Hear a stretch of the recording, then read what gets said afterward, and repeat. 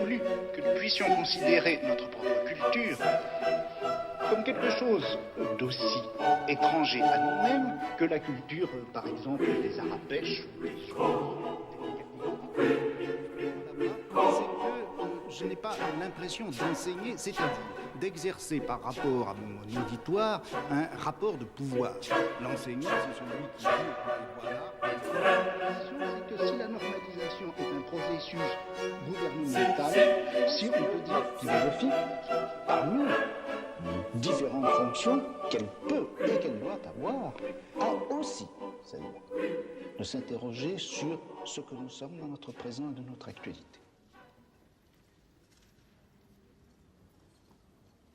C'est très étonnant quand si on pose par exemple devant soi l'ensemble des livres de Foucault. Il y a une question qu'on les regarde, c'est est-ce que c'est la même personne qui les a écrits? Ça apparaît incroyable qu'en 20 ans, c'est que 20 ans sur la période sur laquelle Foucault a écrit, il y ait pu avoir des styles, des sujets, des thèses, des rhétoriques à ce point disséminées, éclatées, incohérentes. Et on se demande qu'est-ce qui fait l'unité de cette œuvre, si ce n'est que ce nom, dont on se demande à quoi il renvoie, puisqu'il y a pratiquement un vide dans ce qui serait le rapport entre tous ces livres. C'est un sentiment très frappant, ça, quand on lit plusieurs livres de Foucault, mais est-ce que c'est le même? Cette idée d'une pensée en permanence qui se contredit elle-même, qui se reprend elle-même et qui se constitue elle-même comme ce contre quoi on écrit le nouveau livre, c'est ce que Foucault appelle l'écriture. Il dit écrire, c'est se transformer, c'est se déprendre de soi-même, c'est se départir de soi-même. Et si je savais déjà où est-ce que j'allais, j'écrirais pas. Et donc, au fond, ce qui est important, c'est que Foucault prend comme point de départ de chacun de ses livres son précédent pour s'en défaire. On pourrait presque dire qu'il écrit en permanence contre lui-même, dans un dialogue avec lui-même, au sens où il part de là où il s'était arrêté pour devenir autre chose.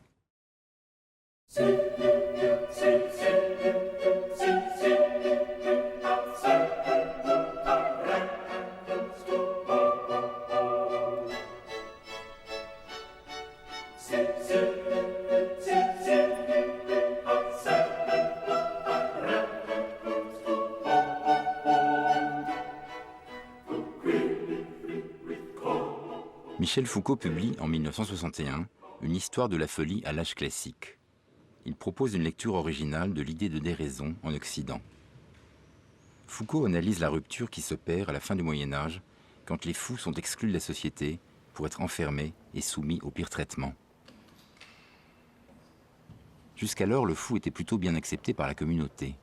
On le considérait comme une figure de la raison, détenteur d'une part de vérité. Il y avait le fou du roi et sa vertu critique, ou l'idiot du village, fêté dans les charivaris. La folie hantait l'imaginaire occidental, de Bosch à Dürer, de Bruegel à Erasme. Au XVIIe siècle se produit un changement décisif. Sur ordre du roi, les fous sont emmenés de force avec les vagabonds, les criminels, les débauchés, les homosexuels, tous ceux qui dérangent l'ordre social. C'est ce que Foucault appelle le grand renfermement. L'âge classique disqualifie la folie. Les insensés sont mis au banc de la société et traités comme des bêtes sauvages. Je dirais que je fais l'histoire des problématisations, c'est-à-dire l'histoire de la manière dont les choses font problème. Comment et pourquoi, et sur quel mode particulier, la folie a-t-elle fait problème dans le monde moderne? Et pourquoi est-ce que c'est devenu un problème important?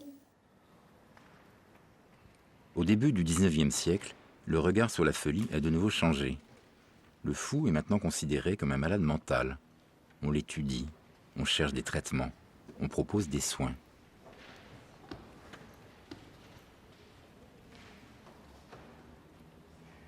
L'aliéné reste enfermé, mais sa condition matérielle s'améliore à l'intérieur de l'asile. Il devient un pensionnaire, puis un patient.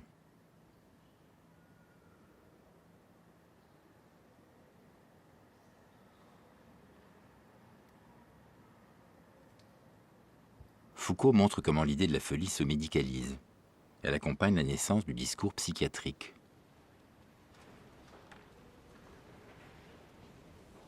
L'histoire de la folie, ça peut donner le sentiment d'être effectivement un livre soit sur l'histoire de la médecine, soit sur l'histoire des pratiques de l'internement et du traitement d'un certain nombre d'individus qualifiés comme fous.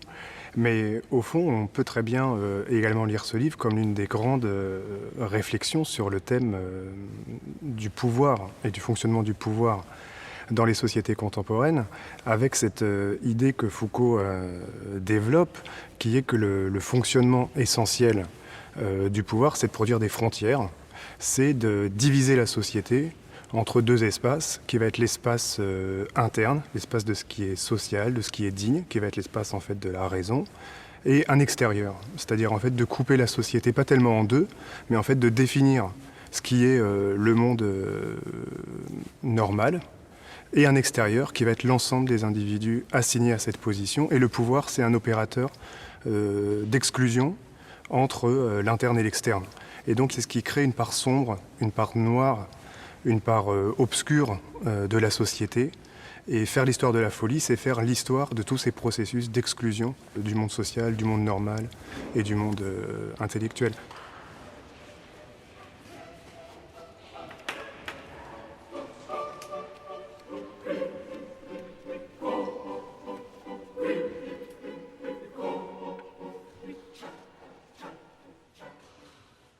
La tâche essentielle de la pensée chez Foucault, ça a toujours été de débusquer les mécanismes de pouvoir là où ils étaient dissimulés.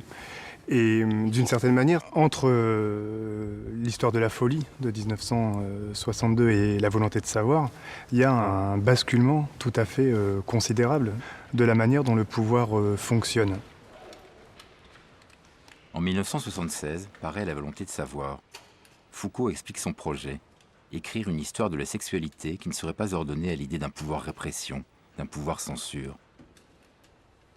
Il se demande, est-ce que, dans nos sociétés occidentales, la sexualité est réduite au silence, à l'interdit? Est-ce que le pouvoir ne cherche pas plutôt à nous faire parler sans cesse de notre sexe? L'histoire des dessous raconte une intimité très bavarde.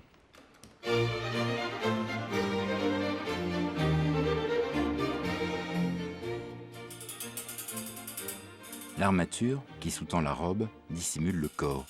Mais en réalité, elle sert aussi à le mettre en valeur. Elle le modèle. Elle dessine une silhouette idéale de la féminité.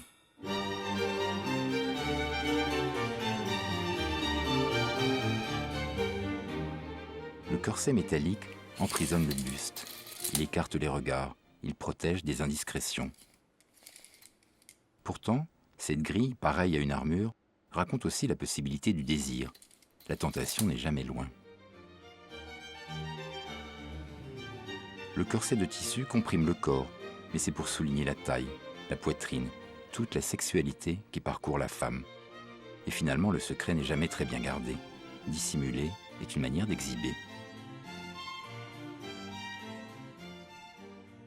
Chez l'homme aussi, c'est une confession, une manière d'avouer sa virilité. Et comme la combinaison de la femme, le slip fait un commentaire explicite de notre intimité.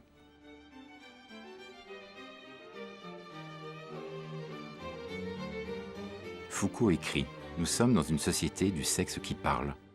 Tout nous invite à l'exprimer, à le mettre en scène. Le vêtement lui-même en fournit un vaste récit. C'est une incitation, presque une obligation, à dire et redire que le sexe nous constitue.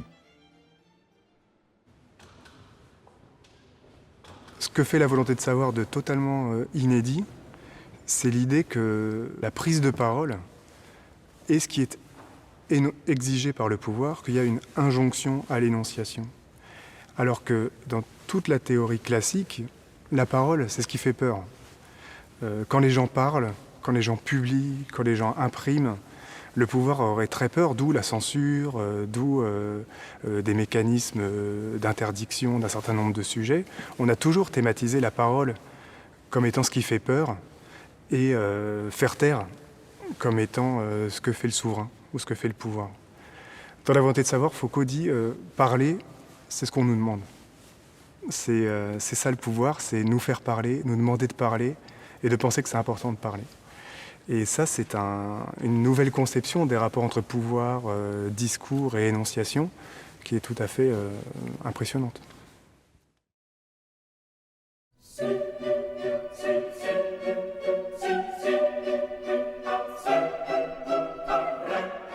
Chez Foucault, d'un livre à l'autre, la question du pouvoir peut aussi se comprendre à travers le problème du corps. Dans l'histoire de la folie, le corps est réprimé, empêché. Sa sexualité est entravée, vouée au silence. Tout débordement est proscrit. Le corps est l'objet d'un interdit, et le pouvoir qui le tient est un pouvoir qui dit non. Dans La volonté de savoir, en revanche, Foucault dit que le corps est mis à l'honneur, amplifié, encouragé. La sexualité est commentée et fait l'objet d'un discours permanent. Le pouvoir est un pouvoir qui dit oui. Il suscite, il constitue chacun de nous. Le corps est toujours un lieu traversé de pouvoir.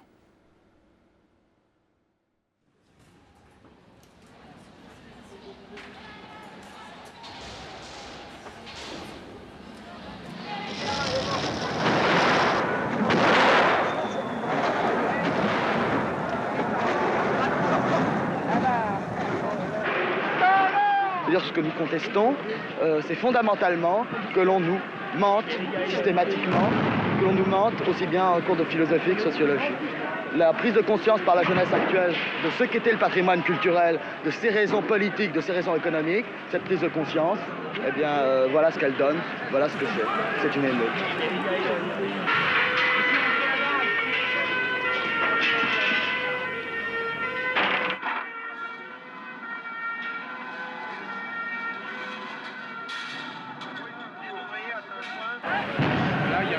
Qui brûle, on nage dans les gaz. Mai 68. Foucault arrive à Paris à la fin des événements. Il revient de l'étranger où il enseignait la philosophie. Très vite, il prend la mesure des nouveaux enjeux politiques. L'université de Vincennes. Pour les uns, c'est le bastion rouge, le rendez-vous des nostalgiques de mai 60. 6 mois plus tard, Foucault est nommé directeur du département de philo à la nouvelle faculté de Vincennes. C'est Sur vrai le qu'il règne un campus, certain les militants de la folklore, gauche on parle prolétarienne beaucoup du cours de imposent la pensée sexologie. Mao Tse-tung. Dans les couloirs, on vend des frites et des merguez, mais interdiction de filmer. Pour nous, à Vincennes, le principal, c'est que les étudiants se lient avec les masses populaires et particulièrement avec les masses ouvrières et les masses paysannes. Par conséquent, nous considérons que le Foucault travail soutient les étudiants et les enseignants engagés dans des actions radicales. Lui-même est plusieurs fois arrêté par la police qui envahit la faculté. Il n'approuve pas toujours le dogmatisme des militants, mais il reste solidaire du mouvement. C'était un personnage que j'admirais pour... bon, c'était une époque où justement toute intervention dans la rue ou toute intervention concernant la liberté, l'utopie, la prison, le bonheur, l'intolérable, bon, pour moi c'était très important et donc c'était une grande figure qui était pour moi, je dis bien, plus importante presque que celle de Sartre.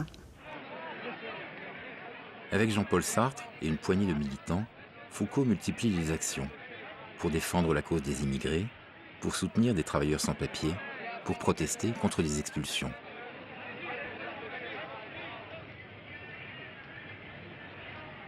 C'est un moment d'accompagnement de quelque chose qui est ressenti. On ressent quelque chose dans l'opinion publique et on y va, mais pas de surplomb. On ne mène pas, et il n'a jamais voulu que sa parole soit de surplomb. Et voilà, en ce sens-là, je trouve que c'est vraiment un type d'intellectuel très particulier qui ne généralise pas sa pensée et qui va là où sa réflexion l'a mené. Je pense que la philosophie, parmi différentes fonctions qu'elle peut et qu'elle doit avoir, a aussi celle-là, de s'interroger sur ce que nous sommes dans notre présent et de notre actualité. En 1970, Foucault est élu au Collège de France. Sa chaire s'intitule « Histoire des systèmes de pensée ». Le Collège de France est un lieu prestigieux, une sorte de panthéon des intellectuels. Mais Foucault, s'il accède à ce temple du savoir, ne veut pas y rester enfermé.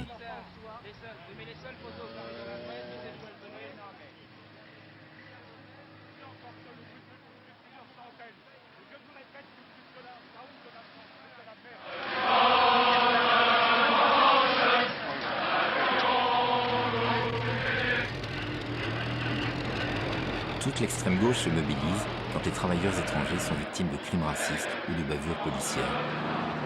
Foucault accompagne le mouvement de protestation avec d'autres figures comme Sartre ou Jean Genet.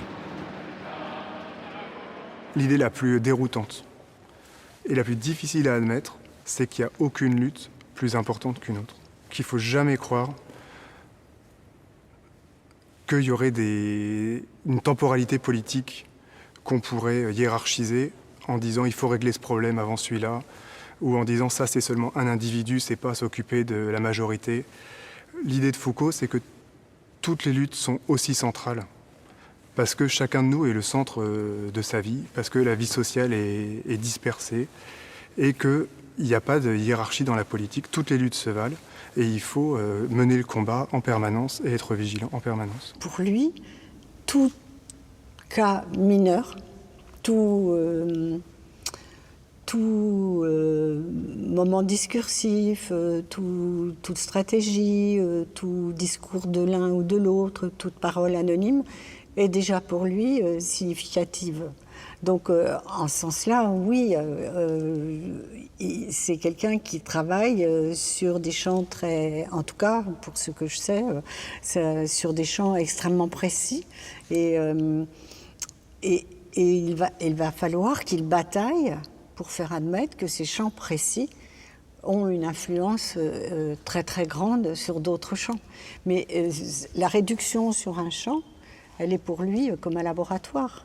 C'est un laboratoire sur lequel se fait sa pensée. En un an, 13 mutineries se sont succédées dans les prisons françaises.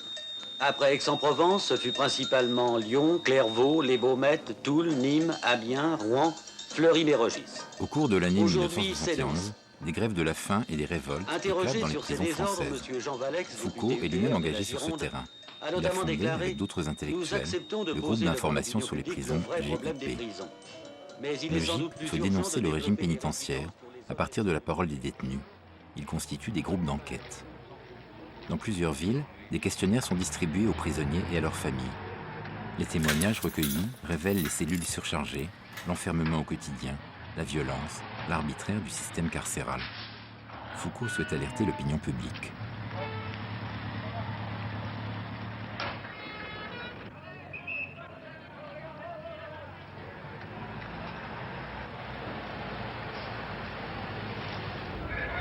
En décembre 1971, une mutinerie a lieu à la prison de Toul. Foucault va sur place et tient une conférence de presse pour dénoncer les conditions des prisonniers. Il ne peut pas parler dans la rue comme il écrit dans ses livres. Donc là, il anticipe une forme d'acte intellectuel qui est un acte de proximité avec une population qu'il n'a sûrement pas l'habitude de côtoyer tous les jours.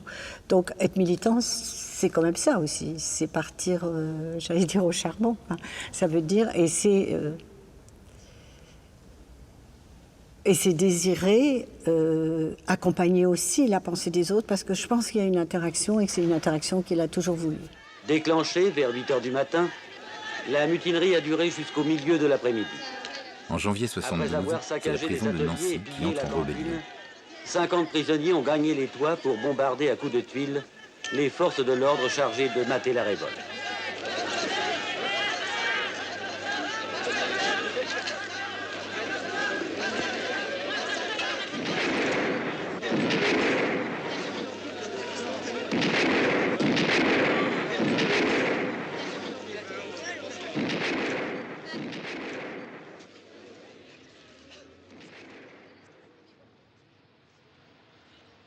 Ce mai 68 des prisonniers a fait 4 blessés légers dans les deux camps. Le 17 janvier 1972, Foucault manifeste devant le ministère de la Justice.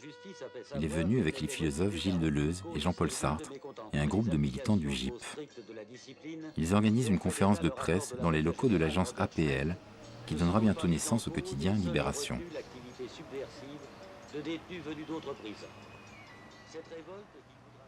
La question dont je parle, c'est qu'est-ce que nous sommes et qu'est-ce que nous sommes aujourd'hui. Et qu'est-ce que c'est que cet instant qui est le nôtre.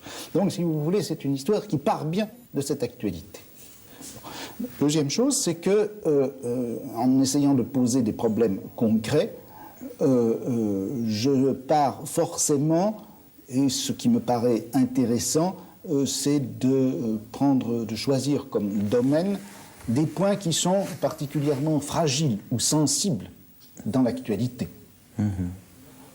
C'est-à-dire que je ne concevrai guère une histoire, si vous voulez, qui soit proprement spéculative et dont le champ ne soit pas déterminé par quelque chose qui se passe actuellement.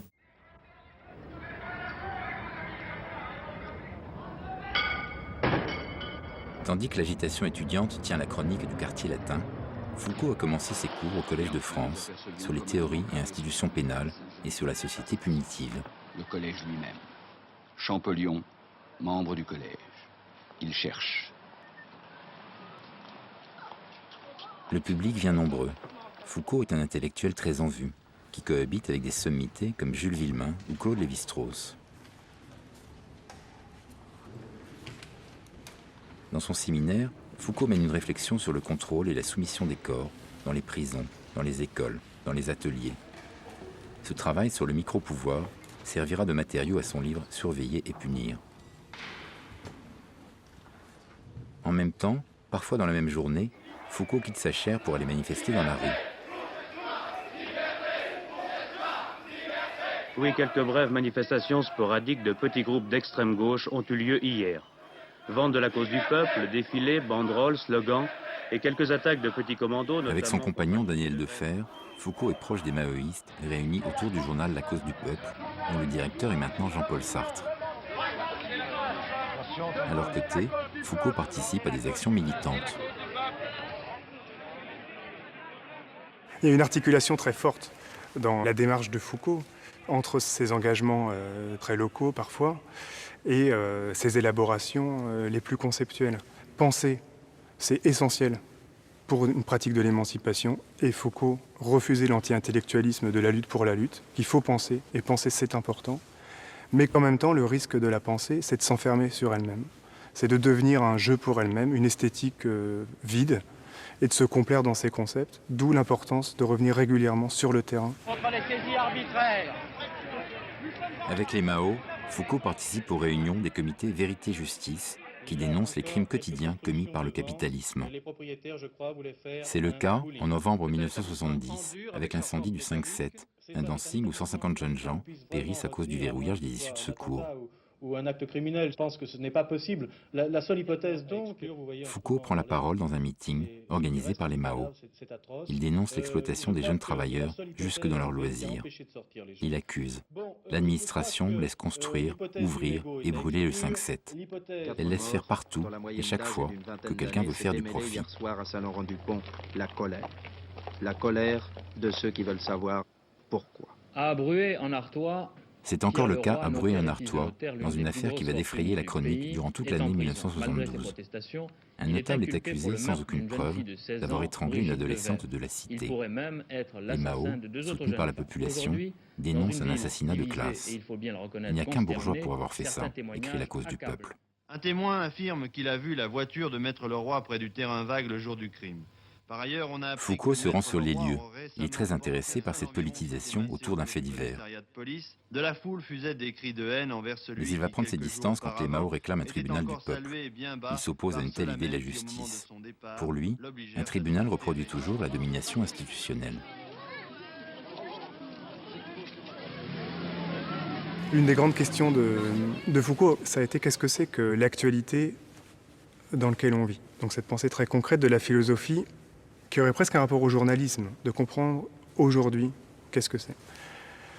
En ayant cette idée-là, effectivement, il a baigné, il prenait ces sujets dans les luttes qui l'entouraient, dans les luttes politiques, dans les luttes intellectuelles qui étaient en jeu à un moment donné. Mais justement, la tâche de l'intellectuel, selon lui, c'était en aucun cas d'être le porte-parole du présent.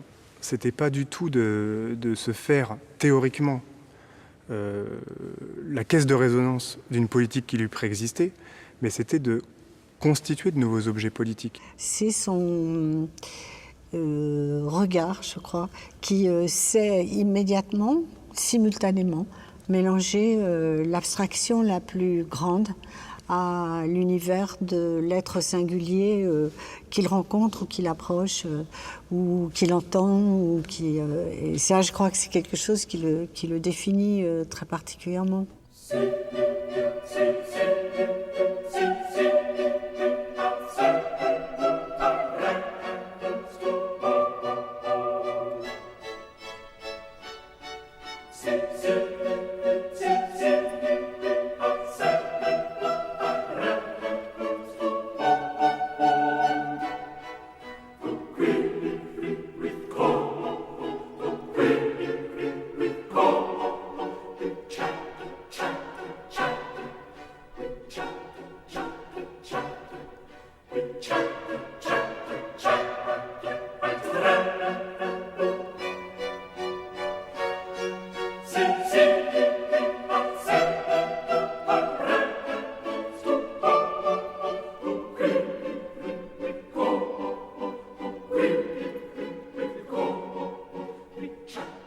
Dans Les mots et les choses, publié en 1965, Foucault se demande comment se constitue le savoir d'une époque.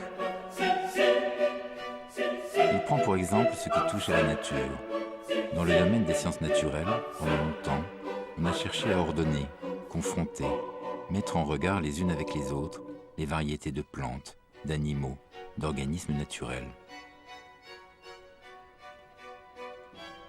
Durant tout l'âge classique, qui va de la Renaissance jusqu'au XIXe siècle, le savoir consistait d'abord à classer et reconnaître.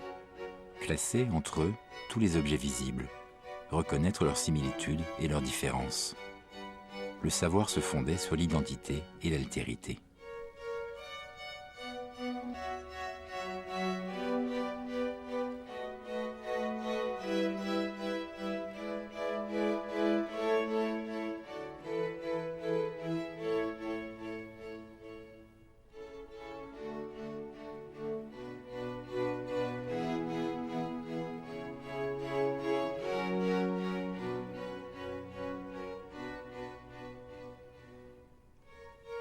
Plus tard, au tournant du XIXe siècle, est venue l'idée d'une évolution des espèces, d'une mutation d'un même organisme à l'autre.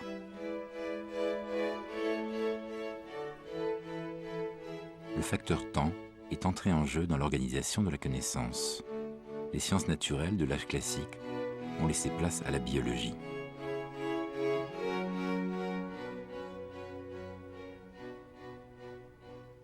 Pour Foucault, le savoir de chaque époque s'appuie sur un socle invisible. Il existe un ensemble de règles qui organisent les théories, les opinions, les pratiques. Ce sont des structures sous-jacentes à la pensée, qui la rendent possible. Les hommes eux-mêmes n'en ont pas conscience. Toute la tradition liée au marxisme a attaqué les mots et les choses comme niant le rôle de l'homme dans l'histoire et comme si nous avions simplement des structures a priori qui se succèdent sans qu'on sache très bien comment elles se succèdent ni comment elles apparaissent. Foucault répondait à ça, ce qu'on m'oppose, c'est une histoire mythologique que les historiens aujourd'hui ne pratiquent plus.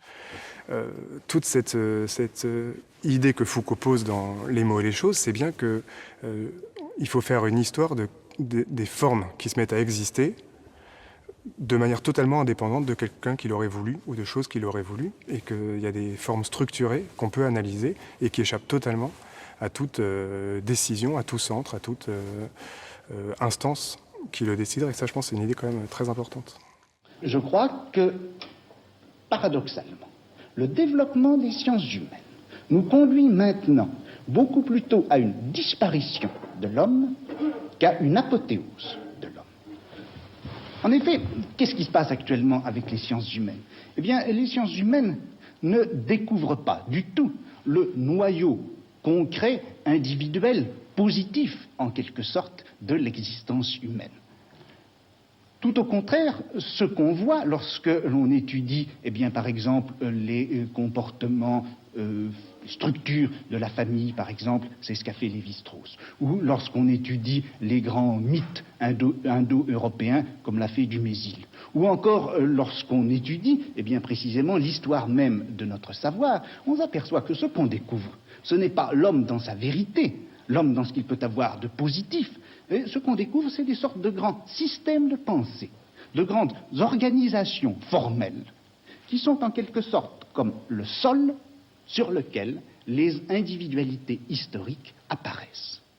C'est un livre qui a été violemment attaqué, qui a été considéré comme un livre d'un philosophe de droite qui niait l'action humaine, Sartre dira la praxis transformatrice, qui précisément est ce qui permettrait d'expliquer les transformations historiques.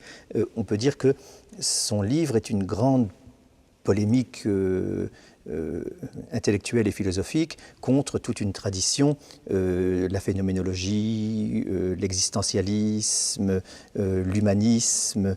Donc on peut dire que c'est un livre qui est écrit contre Sartre, contre Merleau-Ponty et contre les grands noms qui dominaient la vie intellectuelle, culturelle et théorique de l'époque. Quelle idée de l'homme avez-vous ? Je crois que l'homme a été, sinon un mauvais rêve, sinon un cauchemar, du moins une figure très particulière, très déterminée, historiquement située à l'intérieur de notre culture. Vous voulez dire que c'est une invention ? C'est une invention que l'homme. Ce n'est pas l'homme, la notion d'homme, la catégorie d'homme qui est au centre du savoir et de la réflexion, mais ce sont les systèmes, les structures. Donc Foucault est un penseur structuraliste, donc anti-humaniste en ce sens-là. Oui.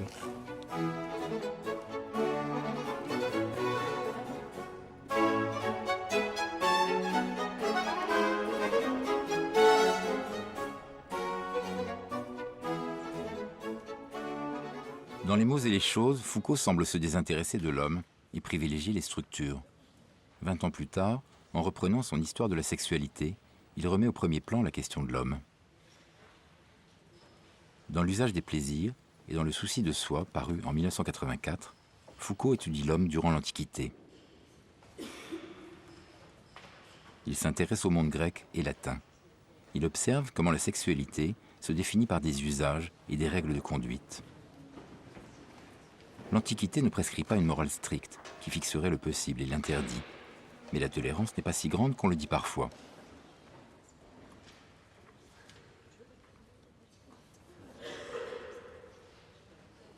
Pour être vertueux, l'homme doit faire des choix, conformes à son statut social et à sa position dans la maison et dans la cité. Il module son comportement selon ses différents partenaires sexuels, épouse ou garçon, esclave ou homme libre, jeune ou adulte. Foucault ne revient pas à l'humanisme, ni à la tradition classique de la nature humaine. Il montre comment l'homme de l'Antiquité se construit en tant que sujet. Il est en quête de plaisir et cherche tout ce qui pourrait l'accomplir dans son corps. Il s'intéresse à la gymnastique, à la diététique, à la médecine. Il fait des exercices et pratique une forme d'ascèse. L'homme de l'Antiquité a le souci de soi. Et les derniers livres ne sortent qu'en juin 1984. Il a mis 8 ans à faire ces 2 volumes suivants de l'histoire de la sexualité. Et il y a tout un remaniement de sa démarche, une réélaboration de sa pensée, de sa réflexion.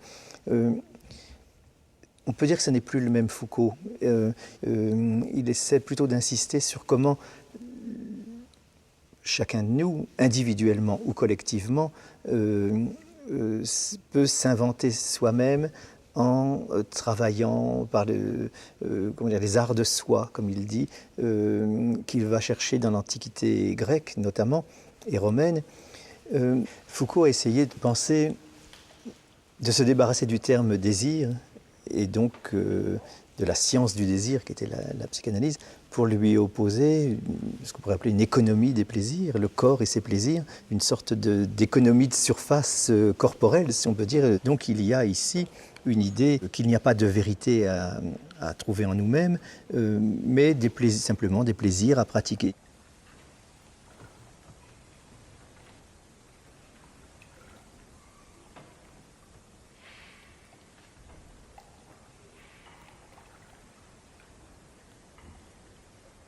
Ce qui intéresse Foucault dans son voyage vers la Grèce de l'Antiquité, c'est nous aujourd'hui. Il essaie de penser des pratiques de subjectivation pour nous aujourd'hui.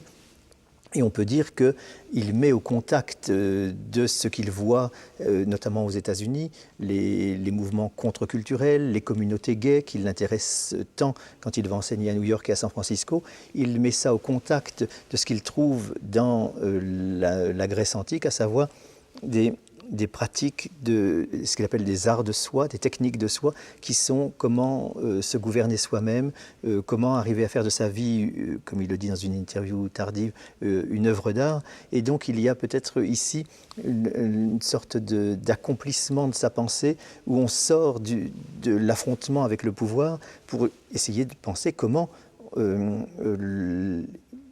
si le pouvoir est si puissant, est partout, etc., et comme il le dit, le pouvoir est partout, mais partout où il y a pouvoir, il y a résistance, comment cette résistance peut se jouer dans les pratiques quotidiennes, dans l'invention de soi-même, dans le gouvernement de soi. L'immense détour par la Grèce est, je crois, une manière pour lui de défaire tout le dispositif psychanalytique et d'inventer une nouvelle idée du sujet, d'une subjectivité qui est profondément et de part en part non naturelle mais historique. Et puisqu'elle est historique, on peut la transformer par l'activité politique, pratique et le travail de soi sur soi, notamment, l'exemple qu'il donne dans les interviews, c'est toujours quasiment le même d'ailleurs, les communautés gays américaines qu'il rencontre à la fin des années 70 à New York et à San Francisco, et qui, je crois, sont quelque chose de très très important pour lui, parce qu'il voit qu'on peut inventer des choses nouvelles, différentes, dans des pratiques de soi qui ne sont pas liées à une vérité naturelle, transhistorique, etc., mais qui sont une création de soi-même, création de communauté, donc création d'individus et de groupes à partir de collectifs qui s'organisent eux-mêmes.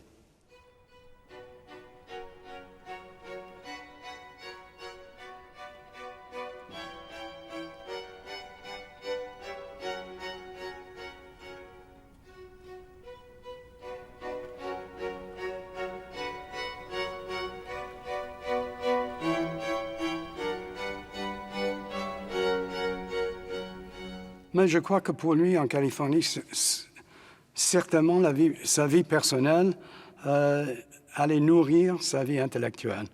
Parce que je crois que ce qu'il a découvert en Californie, et à certains moments, je le trouvais même un peu naïf, mais d'une manière merveilleuse, enfin, de sorte d'ouverture très, très généreuse à ce qui se passait là-bas. Ce qui, pour lui, était très, très différent du genre de mode de vie qu'il connaissait ici, apparemment.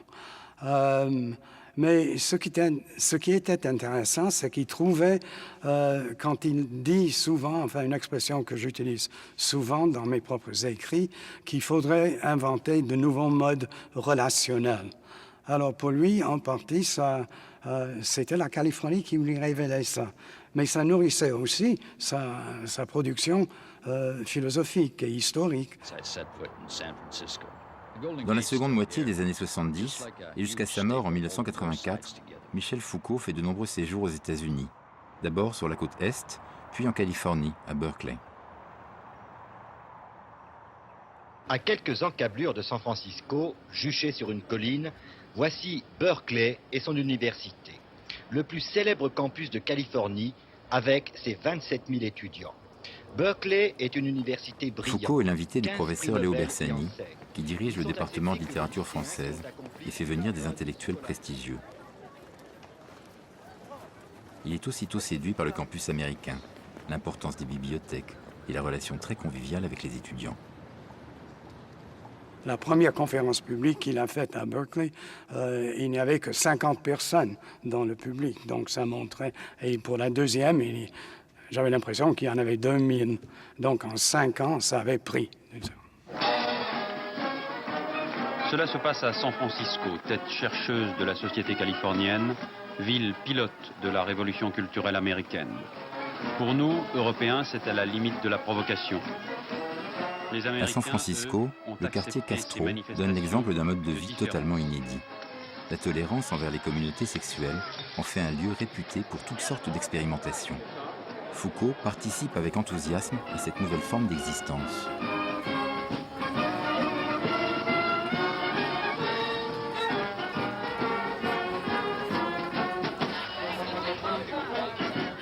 Je crois que c'est à travers la vie sexuelle du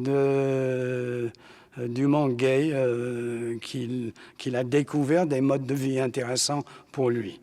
Mais en même temps, je crois que c'était pas vraiment la vie sexuelle qui l'intéressait. Par exemple, quand il parlait des pratiques SM à San Francisco, c'était un mode de vie qui n'était pas nécessairement sexuel que ça ouvrait pour lui, mais c'était une certaine manière de se mettre en rapport avec les autres et qui dépassait de loin les pratiques sexuelles. Le nouveau mode de vie recherché par Foucault concerne aussi les drogues hallucinogènes, en particulier le LSD, dont il fait la découverte avec ses amis californiens. Il va poursuivre régulièrement cette expérience à Paris, en compagnie de jeunes écrivains comme Hervé Guibert ou Mathieu Lindon, qui font partie de ses amis proches. Paris, c'est aussi le Collège de France, où il continue son séminaire annuel. Foucault est un auteur reconnu, qui publie chez Gallimard et possède une grande aura dans le monde intellectuel. Ceux qui ont écouté ses cours, c'est vraiment un public très très particulier.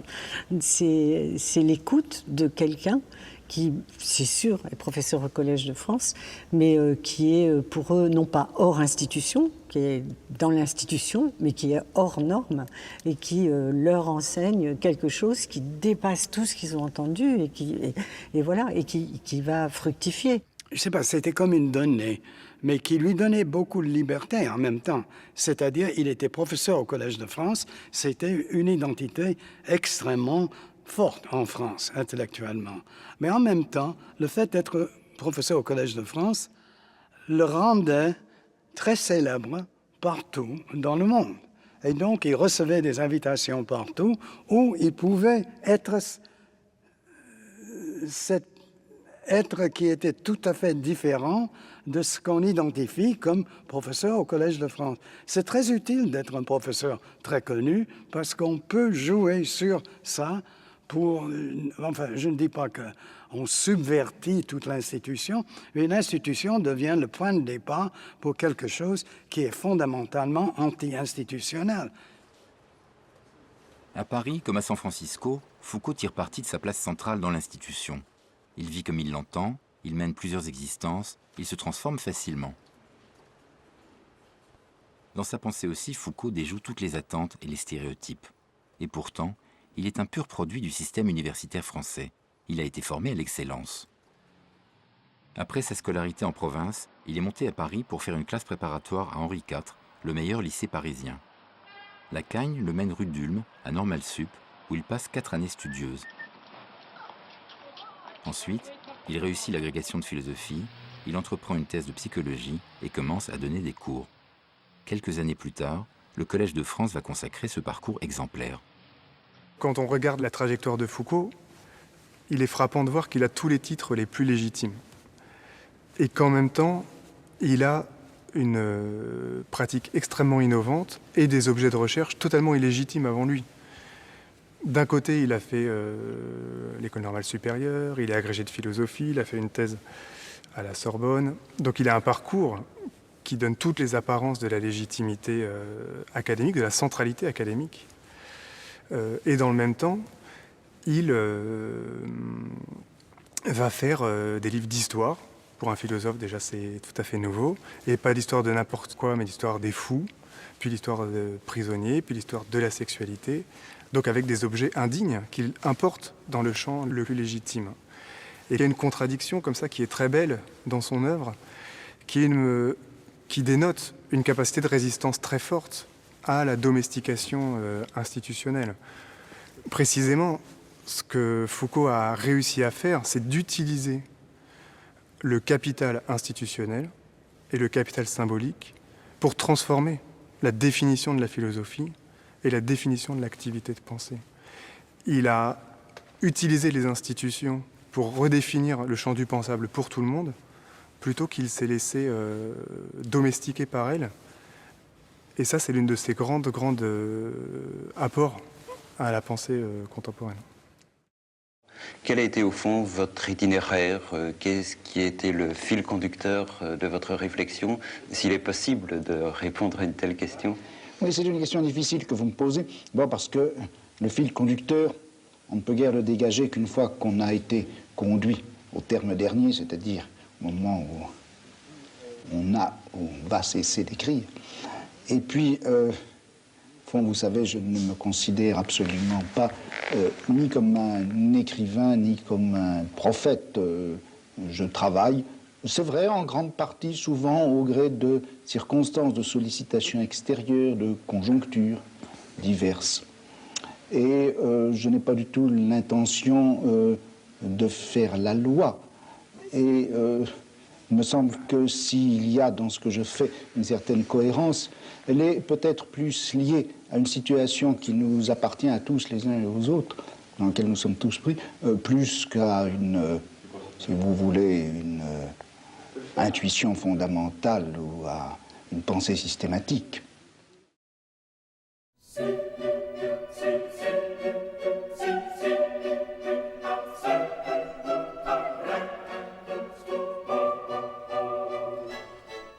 Les écrits de Foucault portent sur les sujets les plus divers, sur la folie, sur les fondements du savoir, sur la pénalité, le biopouvoir. Ils concernent la philosophie, l'histoire, le droit, la littérature. Une telle diversité aboutit à une mise en scène inachevée, avec des fragments, des perspectives contraires, des reprises et des reniements. C'est une mise en scène qui n'est pas la mise en scène de son bon vouloir ou de sa fantaisie personnelle. Il est, de ce point de vue, peut-être, je ne sais pas ce qu'il aurait dit de ça, parce que ce n'est pas une référence habituelle chez lui, mais il me semble qu'il est en cela l'héritier du Baudelaire de ce que Baudelaire dit sur l'imagination, à savoir créer des relations entre des choses qui apparemment n'en ont pas, créer des correspondances, des analogies. Et de cette façon, l'imagination crée un savoir des choses inaperçues. Donc Foucault, peut-être avec l'inconscient, il avait son problème, voilà. Mais c'est bien de ça pour moi qu'il s'agit. C'est de, quand on fait ces espèces de montages, en traversant les frontières, de mettre des choses ensemble qui ne devaient pas être fatalement ensemble, on crée un savoir non standard. On crée des rapports, des relations. On les crée par montage, et de deux choses l'une, ou ce montage est raté, c'est-à-dire que c'est gratuit et ça ressemble à rien, ou on découvre ça c'est le meilleur des cas, et Foucault l'a fait souvent, où on découvre une analogie féconde, quelque chose qui révèle un impensé. Le montage proposé par Foucault ouvre des analogies, des pistes inédites, et même parfois des malentendus très fructueux. Foucault s'amusait que l'histoire de la folie à l'âge classique ait pu être lue comme un éloge de l'antipsychiatrie moderne. Il acceptait qu'on interprète Surveiller et punir comme une critique de la société d'aujourd'hui, alors que son ouvrage parlait des siècles passés. Les livres de Foucault s'affranchissent de leur époque et nous transportent d'un monde à l'autre. Ce qui m'étonne le plus, c'est comment il est arrivé jusqu'au Collège de France. Je dis ça peut-être en relation avec un état peut-être actuel, peut-être plus figé des disciplines aujourd'hui qu'à l'époque où Foucault y est entré. Mais là où il est remarquable, et là où sa leçon, elle est pour tout le monde et pour très longtemps, c'est qu'il faut savoir traverser les frontières. La gestion territoriale, là il est proche de Deleuze évidemment, hein, le Deleuze-Guattari des sciences royales, sciences nomades. Foucault est totalement un nomade. Ça, c'est absolument magnifique. C'est-à-dire qu'il a réussi à occuper une chaire. Bon, d'accord, très bien. Mais cette chaire était quelque chose qui était fait pour traverser les frontières des champs territoriaux du savoir. Ça me semble vraiment fondamental parce que constamment, les savoirs tendent à se reclore sur eux-mêmes. Chaque petit savoir essaye de devenir royal, science royale, à l'intérieur de... Même s'il est petit, il essaye de devenir autonome avec ses frontières. À l'intérieur de ça, il y aura un roi et il y aura une expertise, etc. Là, on peut très bien dire à Foucault, mais enfin, vous n'étiez pas expert en antiquité tardive et en théologie, voilà, etc. Le fait de transgresser constamment, de traverser les frontières, c'est la chose qu'il faut absolument retenir. C'est fondamental. Je dirais d'ailleurs que une des caractéristiques de ce qu'on appelle une image, c'est qu'elle peut traverser les frontières. Une image traverse les frontières. Exemple, un timbre-poste, par exemple. Un timbre-poste, c'est fait pour traverser les frontières. Voilà. Les images, les idées, la construction des savoirs, si elles se territorialisent, on est mal barré. Il faut se déterritorialiser. Foucault n'a jamais cessé de faire ça.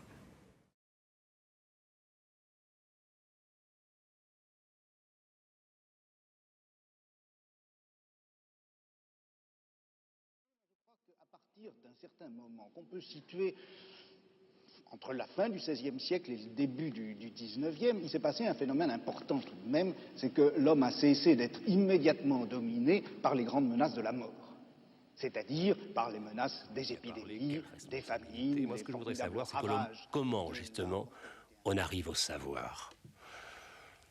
Arriver au savoir, vous savez, on est dedans. On est dedans. Moi, je dirais que... Finalement, vous savez, quelqu'un comme moi, c'est-à-dire né dans la petite bourgeoisie. Au-dessus de cette trame des nécessités que nous essayons maintenant de parcourir, on verra surgir de grands systèmes, de grandes options politiques, de grandes options morales. Plus froides, non ? Plus froides sans doute, et je dois dire que même si on n'en voit pas surgir, car après tout on ne peut pas préjuger l'avenir, si on n'en voit pas surgir, ce n'est pas très grave.